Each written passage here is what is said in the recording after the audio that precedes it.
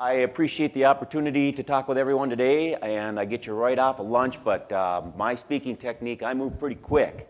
I dart back and forth, so I think I'll keep you guys all entertained here a little bit. I get the opportunity, the privilege to talk about a product that I'm pretty excited about. I think if you were to talk to Dr. Below and Dr. Kaiser, they've had phone conversations with me, and they know that these get pretty in-depth. This is the type of thing that I like to go to bed at night and read and it puts me to sleep, because I really do enjoy this, so I've got the opportunity. How many in the room have heard of Levesol? Okay, there's a few people I ought to probably give a little bit of background on. Okay, real quick, Levesol is a chelating agent, and we'll get into that. But what a chelating agent is it really has affinity, a very strong affinity for positively charged nutrients, particularly the transition metals, zinc, iron, manganese, and copper, which, by the way, are essential nutrients for plant growth, right? So this particular product is something that we can utilize alone, but it's particularly, or most often recommended to be utilized with other fertilizers, and it enhances the availability and uptake of nutrients. And that's all I want to say for now. I accept that I want to make sure that you understand that it is what I would consider to be a critical component to this whole lift idea. We had some great talks this morning with Dr. Below talking about is intelligent intensification. Yes. I think that's going to speak volumes to what we're talking about, because we're being asked as an industry to make some advancements in our entire paradigm of how we go forward with plant nutrition. So let's start with what I'm going to be talking about today. Real quick, I'm going to give what I consider to be the state of plant nutrition. That won't take too long, all right? Then I'm going to talk about some of the changes that may be taking place before I go into nutrient tie-up, because nutrient tie-up is a big deal. I think some of the other presenters have done a really good job of talking about that. And then we're going to talk about Levesol in depth. You'll get a pretty good feel for what this stuff is by the time I get done. And then I want to spend a considerable amount of time on some of that stuff that I get to read when I'm trying to get to sleep at night. We're going to talk about the proof of concept and some of the journal articles and some of the research work that we have done before wrapping it up in what I think you guys will find entertaining, my little in the furrow. We're going to get right down in there, and we're going to take a look at what's happening in the furrow, okay? And then we'll summarize and wrap up. So let's start with the plant nutrition. I don't really need to describe this very much because I had the very same slide that Dan Kaiser used, but I will summarize it by saying this, that it has been the conventional crop nutrition wisdom, hasn't it? But I think it's frequently referenced as maximum yield potential is limited by the most limiting nutrient. When I was in college, that is certainly what my soil science instructor told me, and I think sometimes what happens is we had a legion of folks, agronomists out there, that thought that the easiest way then to make sure that our plants never had a bad day, to Dr. Below's point, and when it comes to crop nutrition, is to fertilize to high levels. And it worked, didn't it? We had some pretty good luck with that, but now we're getting a little bit of that pushback now, right? Because we've seen this slide already too, where we're talking about some of these algal blooms, and unfortunately, to Peyton's point, we all too often in farms get blamed for it, even though we're probably not quite the culprit that they make us out to be, but nonetheless, perception is 9/10 of the law, right? My dad used to mix metaphors, I still do as well. All right, and when the IPNI appoints a phosphorus program director, I think it's probably pretty important, because this guy's whole job is to ensure phosphorus is used effectively and efficiently. So we have some concerns on the socioeconomic landscape out there, don't we? So maybe there's room. Dr. Below, I love this intelligent intensification. He talks about rethinking things. There is opportunity to change all the time. And he likes to talk about that fertilizing plants, not acres. I want to make sure that everyone understands that we need to give consideration to nutrient efficiency. And we oftentimes talk about that as in the rhizosphere outside the plant. But we need to think about what's going on inside the plant, because Dr. Below talks about partitioning and where these nutrients need to go to do their job, and we need to make sure they get there efficiently, right? Dr. Below, when he gives his presentations, I really do enjoy them. He's got a couple of themes. He's got a lot of great information, but a couple of them that I always take home is he does talk about rethinking things. I love that perspective about him, because that's what drives him to go to work every day to try and come up with new ideas. He also talks about those increased plant acres and how we're going to need to make sure that we're fertilizing those plants rather than getting caught up in the acres portion of it, correct? So I think if I quote him, he says, nowadays, it's about nutrient availability, and I think that's very, very true.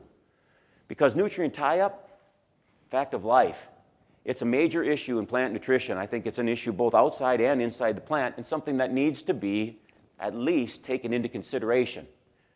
Because whether or not you're talking about nitrogen leaching, or whether you're talking about phosphorus being really adhered to soil particles or other nutrients, phosphorus or nutrient availability issues exist probably in just about every field to some extent. So if we were to go back to that Liebig's law, I think that we need to make sure that we understand that the original interpretation took into fact all the factors. Too many people think that it's just about nutrient content in their soil, but we need to understand that there are a lot of things going on in soil that impact availability. So we need to look at those factors, and those factors include soil conditions. Dr. Kaiser went into a lot of this. pH is a huge aspect, but other nutrients, they're all ionic in nature, and they will interact with one another. So these things all play into the availability of nutrients. And that's where we feel at West Central that Levesol, which we launched in 2015, has a distinct fit in this whole landscape of agriculture going forward, and particularly in the in-furrow concept. So first of all, for those of you that were not familiar with the product, let's get in depth on what Levesol is. First of all, the concept behind Levesol is that it understands that plant nutrition relates to ions. Nutrients are taken up as ionic form. We all know that, and this requires consideration to the balance and equilibrium. I think too many people think about balances. I'm just going to give a balanced fertilizer to my soil. They don't give any consideration to the ionic balances that are going on inside when we fertilize one perhaps more than we need to, and the interaction that might have on another nutrient, correct? So Levesol, it is a chelating agent, and a chelating agent, by definition, has a high affinity for positively charged nutrients. When it holds on to them, it doesn't make it unavailable. It actually solubilizes nutrients. And to steal a term from another fella that talked about nutrients, plants can't chew their food, they have to drink. So solubilization is a big deal. So when we hold it in, we're holding it soluble. The word chelate, just a little background, comes from the word claw. It means it represents the way the molecule will actually bend around the nutrient to hold onto it tightly. Levesol is a chelating agent, and it's the only pure chelating agent that can mix with liquid fertilizer and applied in furrow. And we are coming with a dry fertilizer compatible Levesol to take into consideration some of the things that Dr. Below talked about, because Dr. Below likes putting some things in a band below as well. So there might be some opportunity to utilize this technology and some of these other methods to increase yield. Now this is important, and it gets into chemistry, right? Levesol is an ortho-ortho EDDHA. The ortho-ortho is important because those are the positions on some benzene rings that allow for certain bonds to take place with the nutrient. And it's important because it has everything to do with the stability of this particular molecule. Because not every chelate can stay out in the soil in wide pH ranges and last very long. But this one can, and I'll show you why. If you take a look at the two-dimensional diagram, I put iron in the middle. It could be zinc, it could be manganese, it could be copper, any of those transition metals that have a positive charge, right? But if you take a look at these two, push it again.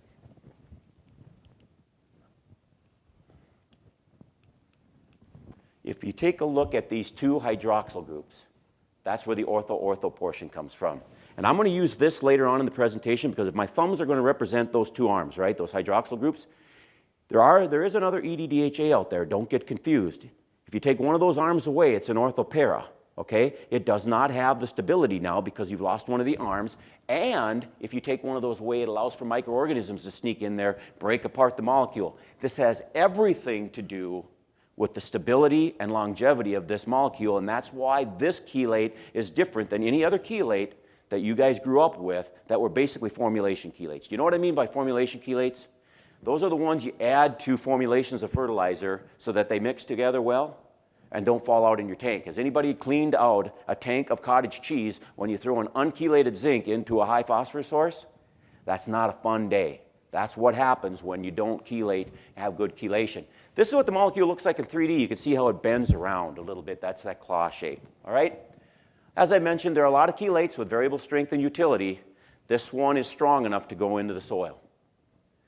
We have a long history with this chelate at West Central.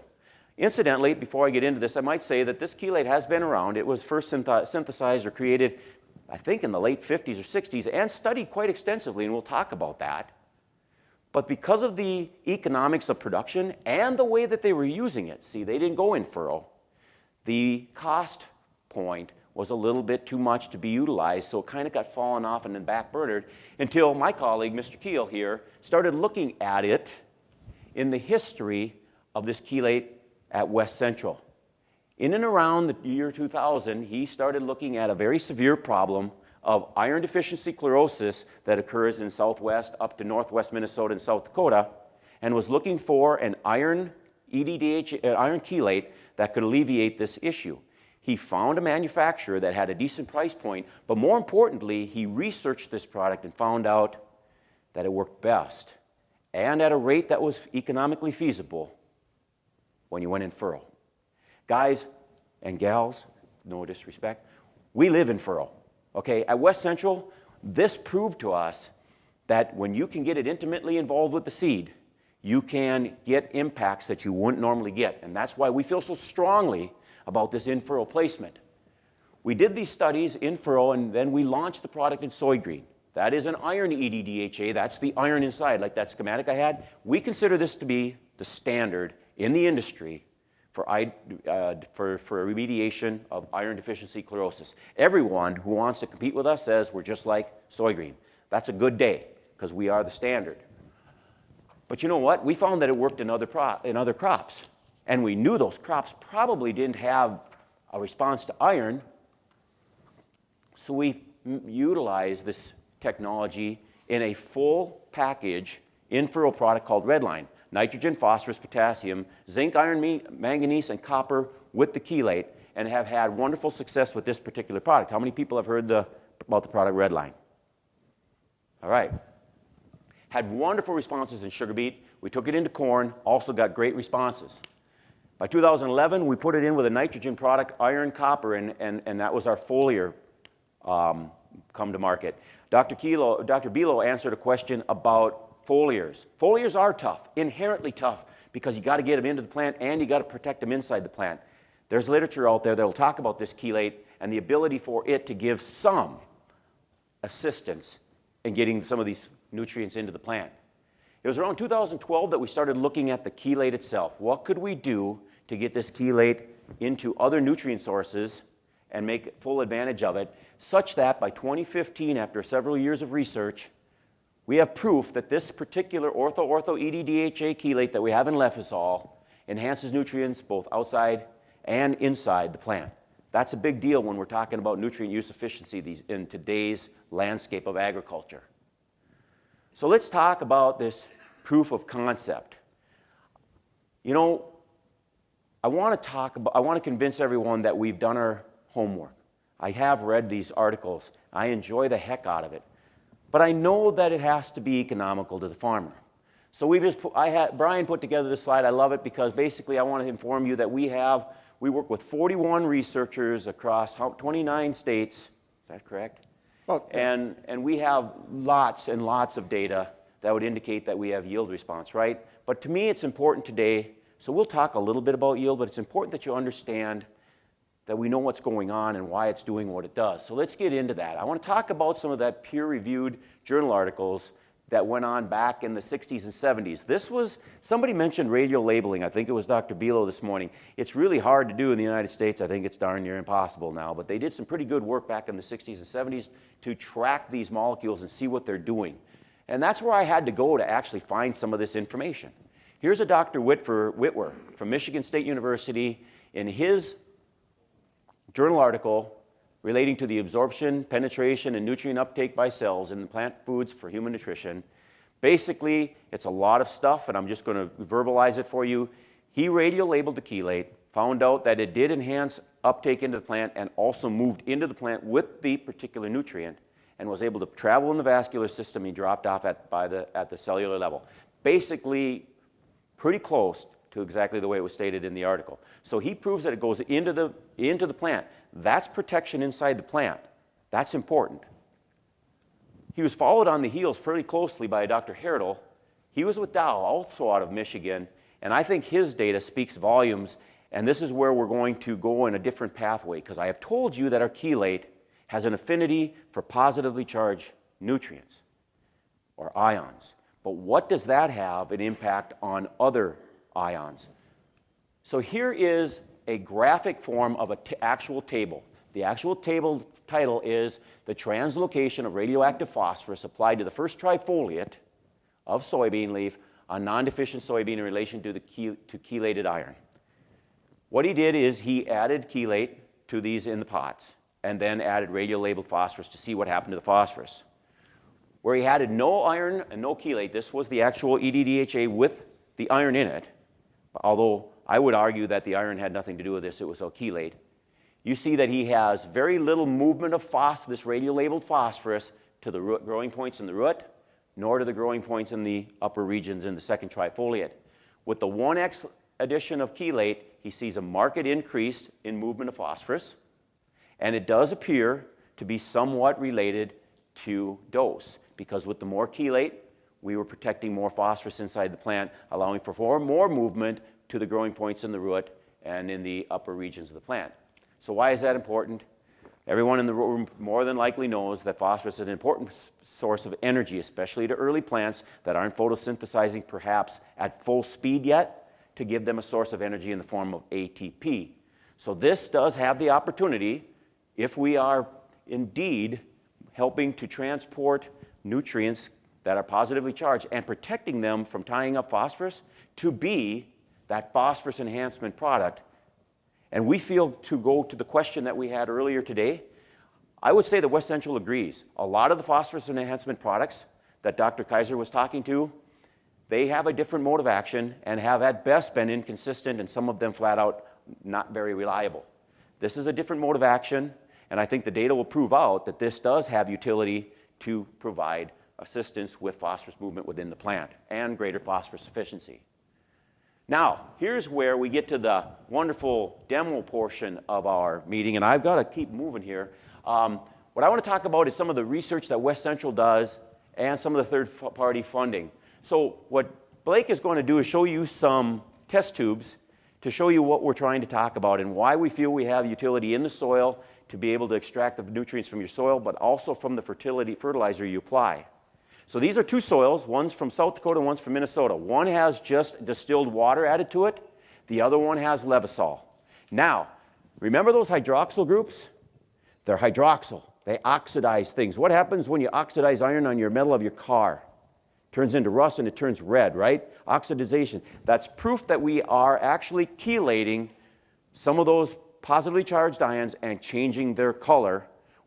And when we know that we're chelating them, we know we're solubilizing them, and remember, plants can't chew, they have to drink, so the perception or the next thing down the road is we are making them more available to be taken up by the plant, okay? Now, Brian has got another wonderful, and I've got to keep moving so you guys can watch that, but Brian's got another wonderful demo where he is going to add Levesol to a premium, this is the premium fertilizer? Correct. Correct. He's going to add it to the premium fertilizer, and then he is also going to add it to 1034O. Folks, do you know that when they process 1034O, they take rock phosphate, they add sulfuric acid, and in the end, even though the analysis is 1034O ammonium polyphosphate, there is usually about 0.5 to 0.7% iron in there, and it is an insoluble impurity. Thank you. It's an insoluble impurity by nature. Because more than likely, because the iron, as Dr. Kaiser was talking about, is so tightly bound to the phosphate that it just cannot be in solution. So there is iron in there, and we have proved it because we have chelated it by changing the color. That is proof that the iron has now been oxidized by those hydroxyl groups. So our demo is here really with what Blake's got back there, and what we're here is that we are able to solubilize nutrients both in the soil and in your fertilizer. But if some of you are asking, and I don't blame you if you do, is it really of any appreciable amount? So you proved that you chelated it. Is it negligible? And I'm glad you asked, because we asked the same question. And this goes into a very busy graph. But Blake, would you come back up here? So we take these same test tubes now, and we filter them out through filter paper, and we send the extractant to the lab, and we want to see what we're extracting because extractant means solubility, solubility means uptake. At least that's the premise we're going after, right? So we send these in, and what we see is always on the left side in the gray bar on 3 soils, Texas, North Dakota, Minnesota, the gray bar is always the soil with distilled water alone. The blue bar is always the soil, the particular soil with Levesol. You can see fairly enormous increases in the extractability as we send these to soils labs of these nutrients, and these nutrients have to be iron, manganese, zinc, and copper. Even in those areas where you don't see a huge amount, take a look at the alternative, which is usually 0. So these are appreciable amounts, boy, I couldn't say that 3 times over, of these nutrients. But while we were doing this, we also sent in to the lab to have them tested for phosphorus. And you know, when you talk about the complications that Dr. Below talks about, it's complicated. This is complicated chemistry, this phosphorus. And then you talk about what Dr. Kaiser was talking about with the recovery. It's a tough stuff to get soluble. So when you look at these types of increases, these are pretty extraordinary. If we're getting this type of extractability of phosphorus, we think that this is the stuff that we actually have a phosphorus enhancement product, all right? Levesol. We also went down to Texas Tech to test our theory, okay? And he has a whole different protocol. Dr. Theo Udigwe, and in the interest of time, I'm going to skip through this rather quickly, just to say that he also found that Levesol allowed greater soil extraction and solubility, but he also tested the tissue, and he found that there was an increase in plant tissue content of these nutrients as well. So now, we'll go all the way back to this phosphorus content thing and what Dr. Roehl did years ago. Here's some work by Dr. Ruiz-Diaz. He added a 918-9 and a 1034-0 to the soil with and without Levesol. I combined them to make the slides a little bit quicker and easier. The untreated check, we're talking about ear leaf phosphorus, the amount of phosphorus getting to the ear leaf. When you add the P-base starter, this would be indicative of just the in-furrow placement. This is the advantage of in-furrow. Putting it, these 2 phosphorus sources give us a 14.4% increase in ear leaf P. By merely adding Levesol, this nutrient availability amendment, we get another 10.2% increase in phosphorus to the ear leaf. Dr. Ruiz-Diaz took it a step further, and he looked at the P205 in the grain. And I'll tell you what, Dr. Below's discussion about getting phosphorus to the grain, when he said that more phosphorus to the grain more than likely is, using his logic, could have the opportunity to result in higher yield. I don't really mean to put words in his mouth, but that's what I was hearing. Well, this is interesting too, because if you look at the same comparisons, the P-based fertilizer alone, representing the advantage to in-furrow fertilizer, provided a 6% increase in phosphorus to the corn ear, or to the corn grain. By the way, this is pounds per bushel. I think the other one was presented in Dr. Below's presentation as pound per acre. But the addition of Levesol to the P-based fertilizers doubled that, another 6.9% increase. And to Dr. Below's suggestion that it has a relationship to yield, in this particular test, yes, it did. The addition of P-based fertilizers alone, 17 bushel, that's low-hanging fruit, but there is another full 9 bushel there based upon the data that Dr. Ruiz-Diaz showed by providing better mobility of phosphorus into and throughout the plant to result in greater yield. So there's other information. I had a little asterisk there to remind me. There's other people looking into this in South Korea. They had a poster at the ASAs. It was wonderful information. But in the interest of time, I know I don't have time to get through that. So let's get in and have some fun. All right. The way I understand things is I got to jump into them. All right. So I think you'll enjoy this too, because we're going to get right down into the furrow and we're going to take a look at what I believe is giving us this phosphorus enhancement into the plant. Okay. We're going to need a magnifying glass to get in here and get really close and intimate with this, because that's what in-furrow really is. And it really comes down to this battle of ionic proportions, right? Most people understand that what we want early on is energy.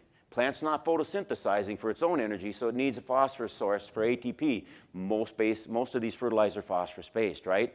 Problem is we've got all this chemistry going on out in the soil, and when you've got these concentrated areas of phosphorus, I mean, god damn it, phosphorus is just, it's just downright, it's complicated. It just likes to bind stuff up. And when it does, it's not soluble, can't be taken up by the plant because it has to be soluble to be taken up. So you end up with less phosphorus than you think you might. And these concentrated zones of phosphorus, I think there's some research that would indicate that concentrated phosphorus can tie up zinc. So there's some folks out there that figured out that they could get a response to zinc. I would venture to say that some of these cases they see responses to zinc even when the soil test zinc wouldn't necessarily say that you would, so they put a zinc fertilizer in there. I told you before, I've seen the bottom of these tanks. If this isn't really well chelated zinc, chances are before you even get it into the field, you've got some things getting tied up. But then you get it into the field and you got all this other activity going on as well coming in from the field, and you're tying up even more phosphorus. And folks, I'm going to tell you that this thing is, it's all about chemistry, right? So what happens with these transition metals, zinc, iron, manganese, and copper, they tend to have these electrons in their outer orbitals, and they're more than willing to share them. Phosphate happens to be one of those molecules just more than willing to take it on. So when the phosphorus gains that electron, it gains a net negative charge. When the zinc gives up the electron, it produces a net positive charge. The two are attracted to one another. Somebody used the term magnet earlier, and when they do, these are covalent bonds, I believe. Anyway, they are no longer soluble. They'll tend to precipitate out. Again, all you have to do is look at the bottom of a zinc when you're added to a phosphate tank.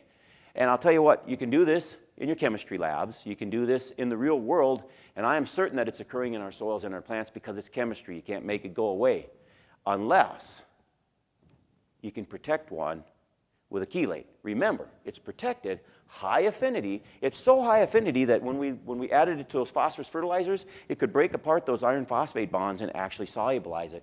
We put this on, we protect it. It now allows for the phosphorus to be free to move to go to these growing points and provide the energy reactions we need. By the way, all of these transition metals tend to be enzyme catalysts, so they're free to go to catalyze those very same reactions that the phosphorus is helping to energize, right? So in the end, I'm nearing the end here. We got our phosphorus in our in-furrow, intimate with the seed. Let's throw the zinc in there. We got all the other noise around in the soil, but now let's throw that Ortho-ortho EDDHA fertilizer. It's got a high affinity, so that zinc that's in your fertilizer already is going to preferentially move to it. Am I running out of time? Also, some of that ionic potential out in the soil is going to find its way in there. And notice that they turn green because, as I said, once they're associated with the chelate, they're still soluble. Now, I'm not saying that this is a perfect system. We all know that there's going to be some phosphorus that gets tied up by some of those other nutrients out there. But in the end, net, what we have is the availability for more phosphorus.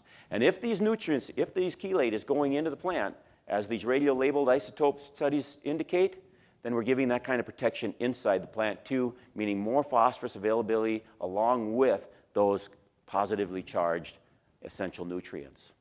So folks, got 2 slides. The Levesol technology, you know, our landscape's changing. We need to look at possibilities of changing our ways. We need to, as Dr. Beal says, think about fertilizing plants rather than acres and give consideration to these nutrient efficiencies, both inside and outside the plant. Nutrient tie-up is a given. We have to give consideration to it, and Levesol is the only pure chelating agent that mixes with liquid fertilizer. We're coming with a dry fertilizer compatible formulation as well. We have a lot of research and a long history with West Central, and we have a source that manufactures it that is high quality and is patent pending. We have a lot of proof of concept. I hope I brought some of it to the table today. Just remember that when it comes to that animation, the nature of plant nutrition revolves around chemistry, and Levesol uses chemistry to deal with those nutrient availability factors. Levesol, if you want to break it down and remember it, just remember the coin phrase, Levesol. It leverages the solubility of the nutrients that you paid for either in your fertilizer or in your soil. It makes phosphorus that's mixed with and that which is already paid for in the soil more available to the plant. It also makes those key micronutrients in both more available. It works long into the season, both outside and inside the plant, to maintain both nutrient availability to and mobility within the plant. And it's the only patent-pending chelating agent in the world. Nothing else on the market compares to Levesol.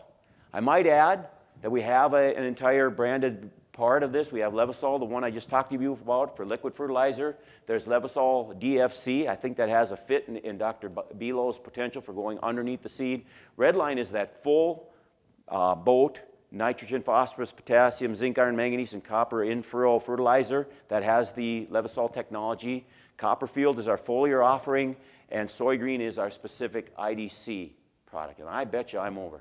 But All right, thank you very much, Steve. If you can give your microphone to